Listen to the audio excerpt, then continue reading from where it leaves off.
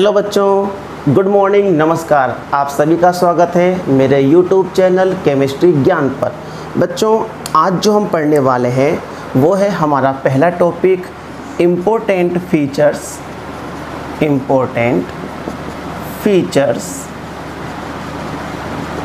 Of solid catalyst. देखो बच्चों, solid catalyst के दो इम्पोर्टेंट फीचर हैं जो हमें याद होने चाहिए।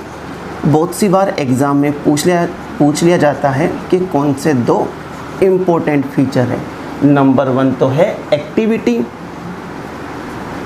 और नंबर 2 है सिलेक्टिविटी। देखो बच्चों, जो सॉलिड कैटेलिस्ट है उसको एक्टिव होना चाहिए। जब वह एक्टिव होगा तभी वह कैटेलाइसिस प्रोसेस में पार्टिसिपेट कर पाएगा। और हमें पता है कैटेलिस्ट कब एक्टिव होते हैं, उनके लिए क्या चाहिए, उसके लिए हाई एडजॉर्प्शन एंथैल्पी चाहिए। देखो बच्चों, एक्टिविटी का मतलब ये है कि जो भी हमारे पास कैटेलिस्ट है उसकी जो सरफेस है वो फ्री होनी चाहिए, जिनसे रिएक्टेंट अटैच हो चुके, जिनसे रिएक्टेंट क्या हो, अटैच हो। और रिएक्टेंट अटैच होंगे तो क्या होगा, एनर्जी रिलीज होगी। मेनली केमीजॉर्प्शन प्रोसेस में एक्टिविटी का मेन रोल होता है। तो इसके लिए जो डेल एच एडजॉर्प्शन है वो क्या होना चाहिए, हाई। जितने ज़्यादा स्ट्रॉन्ग बॉन्ड से रिएक्टेंट कैटेलिस्ट की सरफेस पर अटैच होंगे उतनी ही ज़्यादा एनर्जी रिलीज होगी और आसानी से प्रोडक्ट बनेगा। दूसरी बात है सेलेक्टिविटी। देखो बच्चों, in the presence of catalyst product change हो सकता है। जैसे कि हम बात करें, ये आप लोग जानते हो CO प्लस H2, CO और H2 गैस के इक्वल मिक्सर को वाटर गैस कहते हैं। अगर यहाँ पर कैटेलिस्ट, यहाँ पर जिंक ऑक्साइड है, जिंक ऑक्साइड, और प्रमोटर कौन है, Cr2O3, तो इस कंडीशन में मेथेनॉल का फॉर्मेशन होता है। किसका होता है फॉर्मेशन, मेथेनॉल का। ये बैलेंस कर दिया मैंने। लेकिन अगर CO प्लस H2 हो लेकिन कैटेलिस्ट कौन हो, कॉपर हो, कौन हो, कॉपर। तो देखो बच्चों, रिएक्शन तो किसके बीच हो रही है, वही CO कार्बन मोनोऑक्साइड और हाइड्रोजन के बीच, और हमने क्या चेंज कर दिया, कैटेलिस्ट। इस कंडीशन में बच्चों 4 में एल्डिहाइड का फॉर्मेशन होगा। सेम रिएक्शन बच्चों, वही CO plus H2 but in the presence of निकल, इस कंडीशन में मेथेन का फॉर्मेशन होगा, मेथेन गैस का। हम चाहे तो इसको बैलेंस कर लेते हैं, ये लो। तो बच्चों, जो सॉलिड कैटेलिस्ट होते हैं ये क्या दिखाते हैं, सेलेक्टिविटी। देखो, जैसे हमने कैटेलिस्ट को चेंज किया तो प्रोडक्ट में भी चेंज हो सकता है। तो बच्चों, ये थे हमारे दो इम्पोर्टेंट फीचर। अब हम पढ़ते हैं बच्चों एंजाइम्स। तो बच्चों, अब हमारा टॉपिक है एंजाइम्स। बच्चों, एंजाइम्स है क्या, ये बच्चों हाई मोलिकुलर वेट वाले नाइट्रोजन कंटेनिंग कंपाउंड होते हैं, नाइट्रोजन कंटेनिंग कंपाउंड होते हैं, ठीक है, जिनका डायामीटर 10 नैनोमीटर से 100 नैनोमीटर होता है। बच्चों, ये एंजाइम कैटेलिस्ट की तरह ही काम करते हैं। ये एंजाइम बायोसेल में बनते हैं। कहाँ बनते हैं ये, बायोसेल में।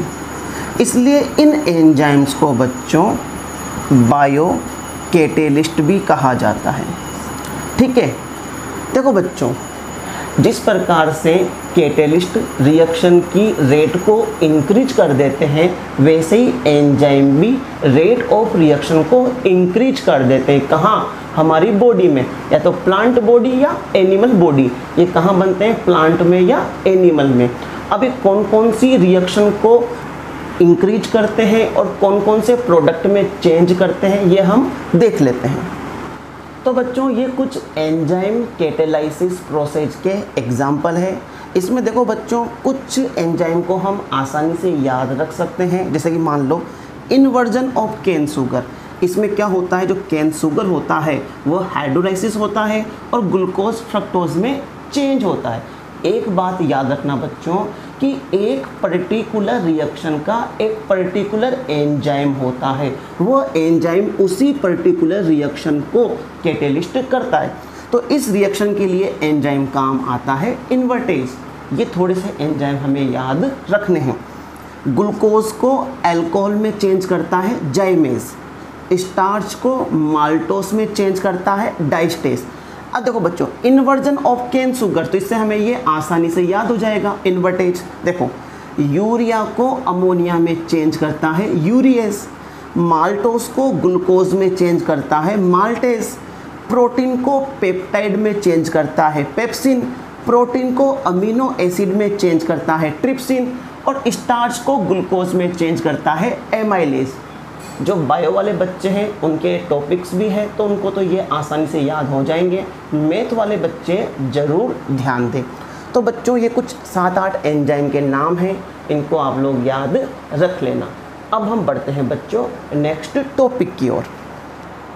बच्चों, अब हमारे पास टॉपिक है कैरेक्टरिस्टिक्स ऑफ एंजाइम कैटेलाइसिस। तो क्या क्या इसकी कैरेक्टरिस्टिक्स है बच्चों? सबसे पहली जो कैरेक्टरिस्टिक्स है वो है highly specific in nature. Highly specific in nature, इसका मतलब क्या है बच्चों? मैंने अभी बताया था बच्चों, एक एंजाइम केवल एक ही रिएक्शन को कैटेलाइज्ड कर सकता है, ज़्यादा रिएक्शन को नहीं कर सकता। जैसे ही मान लो इन्वर्टेज एंजाइम था, तो जो इन्वर्टेज एंजाइम है ये केवल किस में काम आता है? In inversion of cane sugar. Cane sugar को ग्लूकोज एंड फ्रक्टोज में चेंज कर देता है। ये एंजाइम इसी रिएक्शन को कैटेलाइसिस करेगा, इसके अलावा किसी भी रिएक्शन को कैटेलाइज नहीं करेगा। इसलिए ये हाईली स्पेसिफिक होते हैं, किसमें? इन नेचर में। दूसरी अगर हम बात करें तो हाई इफिशिएंसी। हाई इफिशिएंसी, इसका मतलब ये है एंजाइम के स्मॉल अमाउंट कई टाइम्स रेट ऑफ रिएक्शन को इंक्रीज कर देती है। अगर मैं एक एग्जांपल दूं तो 10 की पावर -6 मोल एंजाइम, 10 की power -6 mole enzyme rate of reaction को 10 की पावर 3106 टाइम्स इंक्रीज कर देती है। तो एंजाइम की थोड़ी सी अमाउंट इसके लिए सफिशिएंट होती है।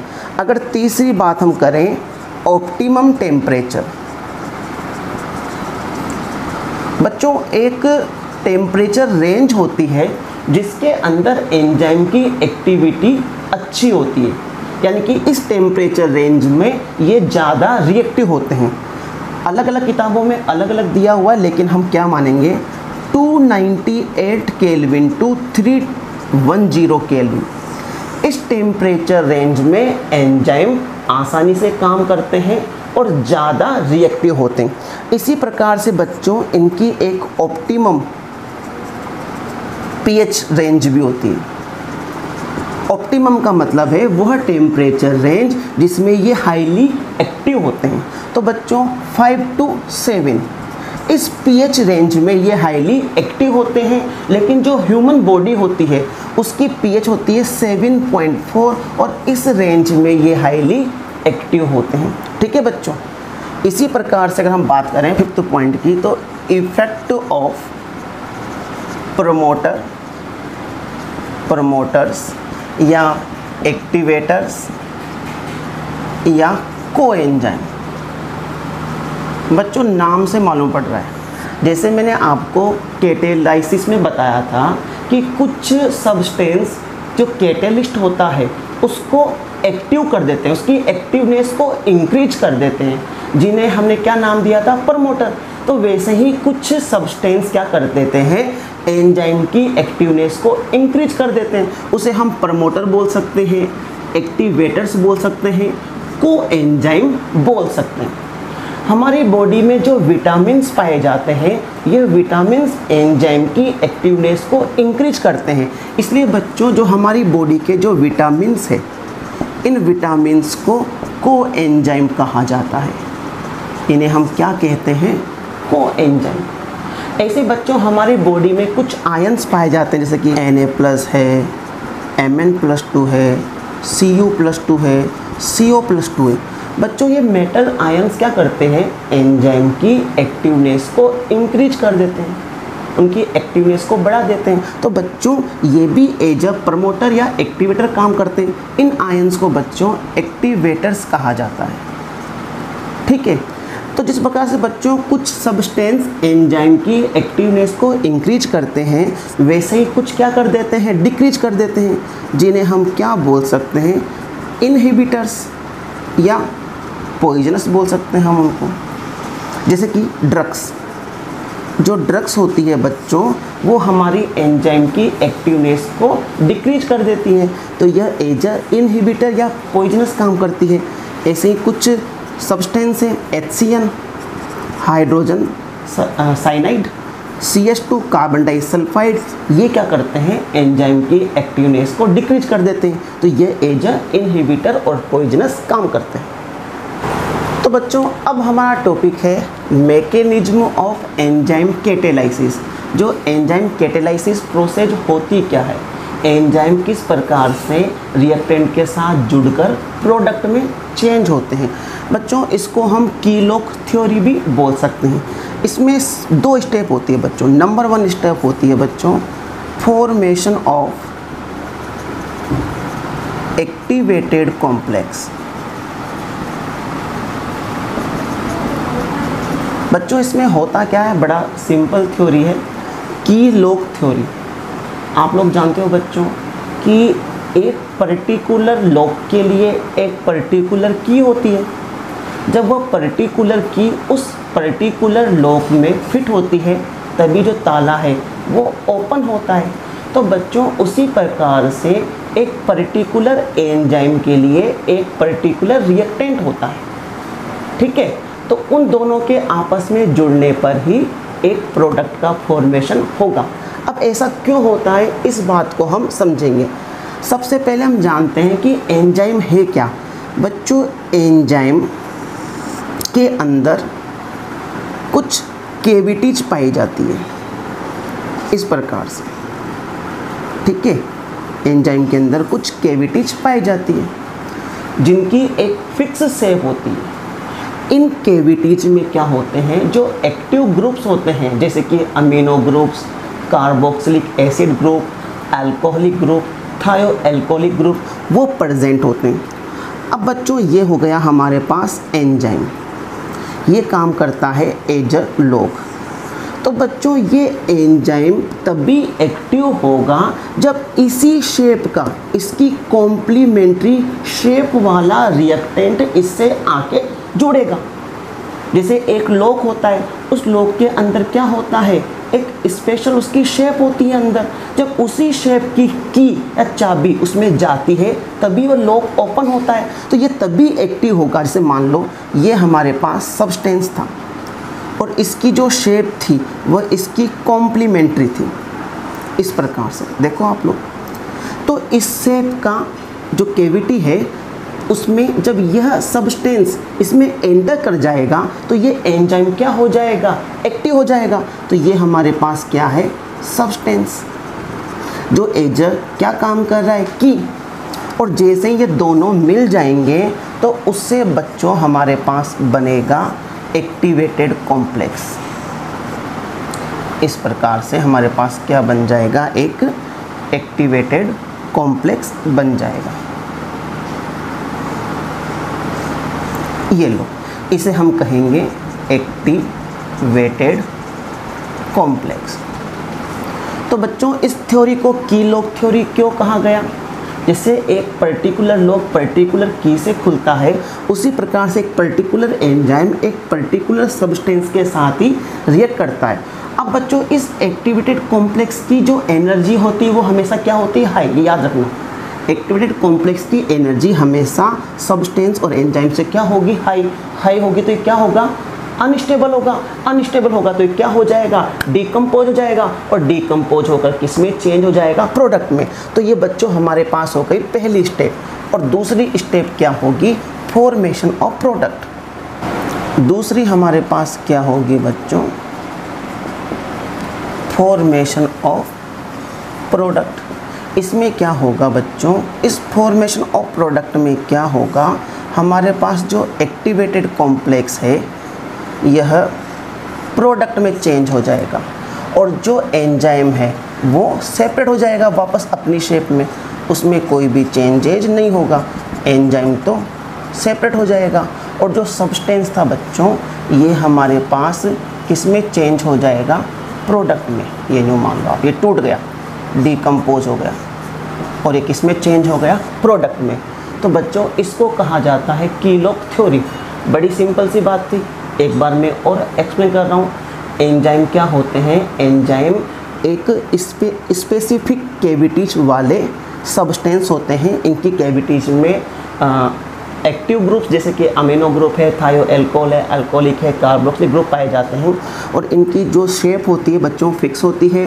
जब इसी कॉम्प्लीमेंट्री शेप वाला सब्सटेंस होता है, जब वो इसमें एंटर करता है तो ये एक्टिव हो जाते हैं। एक्टिव होकर ये एक्टिवेटेड कॉम्प्लेक्स बनाते हैं, जो बाद में क्या हो जाता है, अनस्टेबल, और अनस्टेबल होकर ये प्रोडक्ट में, सब्सटेंस प्रोडक्ट में कन्वर्ट हो जाता है, और जो एंजाइम है वो वापस अपनी प्री पोजीशन में आ जाता है। ठीक है, तो बच्चों अब हमारा टॉपिक है zeolite catalysis, shape selective catalysis. यह एंजाइम से हटकर टॉपिक है। होता क्या है इसके अंदर बच्चों, वह प्रोसेस जो कैटेलिस्ट की पोर स्ट्रक्चर और रिएक्टेंट की मॉलिक्यूलर साइज पर डिपेंड करती है, उसे हम बोलेंगे जियोलाइट कैटालाइसिस या शेप सेलेक्टिव कैटालाइसिस। दोबारा समझना, किस पर डिपेंड करती है, pore structure of catalyst and molecular size of reactant, इस पर डिपेंड करें उसे कहते हैं जियोलाइट कैटालाइसिस या शेप सेलेक्टिव कैटालाइसिस। अगर इसका मैं बहुत अच्छा एग्जाम्पल लूँ तो इसका बहुत अच्छा एग्जाम्पल जियोलाइट है, इसलिए इसको जियोलाइट कैटालाइसिस भी कहते हैं। जियोलाइट होते क्या है बच्चों, इसको समझेंगे।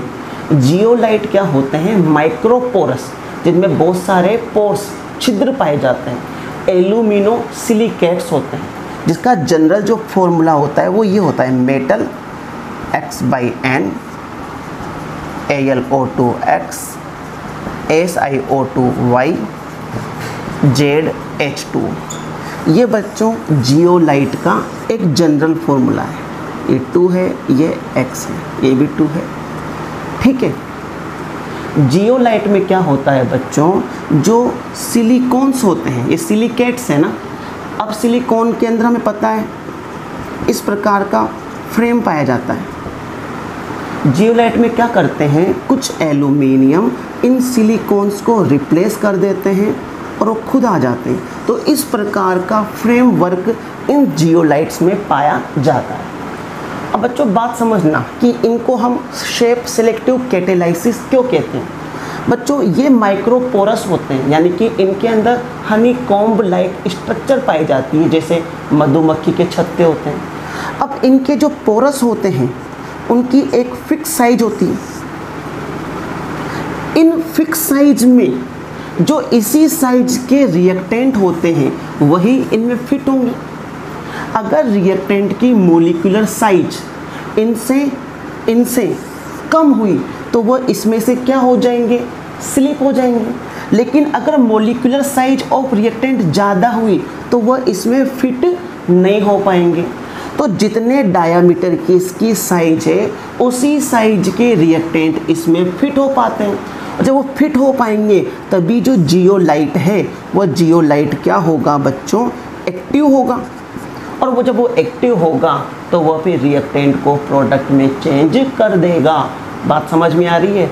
इसको शेप सेलेक्टिव क्यों बोला, जियोलाइट में माइक्रोपोरस स्ट्रक्चर है, एक फिक्स साइज की केविटी है और इस साइज के रिएक्टेंट जब इसमें फिट होंगे तभी ये आगे एक्टिव होगा और रिएक्टेंट को प्रोडक्ट में चेंज होगा। अगर इस साइज के से कम है मॉलिक्यूलर साइज तो ये इसमें से स्लिप हो जाएंगे, ज़्यादा है तो फिट नहीं बैठेंगे। इस प्रकार से इसको सेफ सेलेक्टिव कैटेलाइसिस कहा जाता है।